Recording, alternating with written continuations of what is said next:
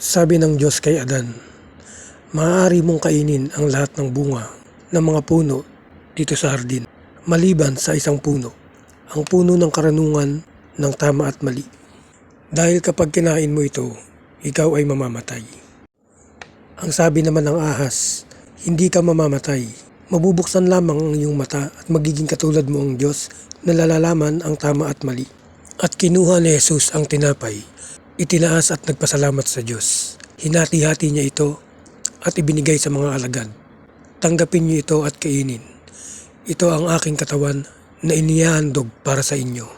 Gayon din naman, kinuha ni Jesus ang kalis, itinaas at nagpasalamat. Tanggapin ninyong lahat at inumin. Ito ang aking dugo, dugo ng pakikipagtipan, para sa kapatawaran ng mga kasalanan. Sa aklat ng Genesis, may ipinagbawal ang Diyos na kainin. Subalit dahil sa panlilinlang ng ahas, nagtagumpay ang ahas at nagkasala ang tao. Sa aklat naman ng Lucas at Mateo sa Bagong Tipan, may ipinag-utos si Jesus. Sinabi ni Jesus kung ano ang pwede nating kainin. Ito ang aking katawan, ito ang aking dugo.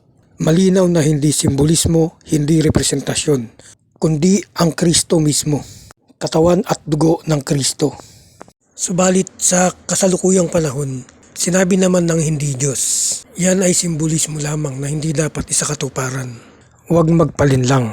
Ang sabi ng Diyos sa lumang tipan, bawal kainin ang bunga. Ang sabi naman ng ahas, pwedeng kainin ang bunga. Sa bagong tipan, ang sabi ni Kristo, ito ang aking katawan at dugo, tanggapin ninyo at kainin para sa kapatawaran ng mga kasalanan. Ang sabi naman ng iilan, yan ay simbolismo lamang at hindi dapat tanggapin. Kapatid, kailan mo tatanggapin ang katawan at dugo ng Kristo para sa iyong kaligtasan?